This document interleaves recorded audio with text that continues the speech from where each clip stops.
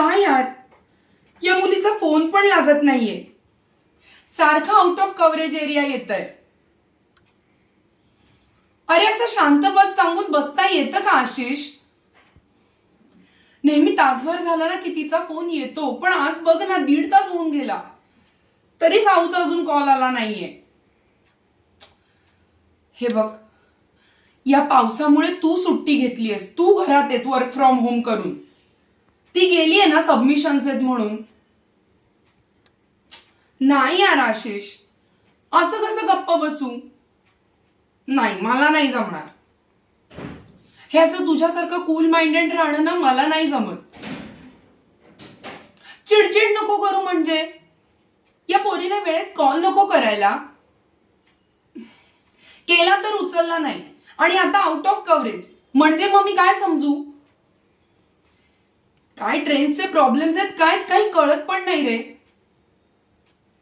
नाही, परवाचा जर तुला किस्सा सांगितला ना मग तू पण हादरशील. तुला ती साऊची मैत्रीण रिया ठाऊक आहे ना? अरे ती आपल्या घरी पण आली होती बघ. हा, तीच सोबो.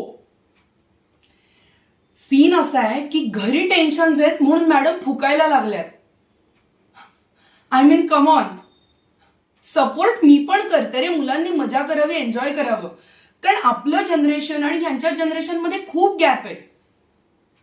कॉलेजमध्ये आपणही मजा केली आहे आणि रादर आताही पार्टीज वगैरे होतात, पण फुकणं, सॉरी, हे मला नाही पटणार.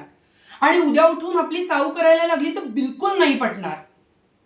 तिला मी आधीच सांगितलंय, दुसऱ्यांची विमानं उडायला लागली की तू तिथून चटकायचंस.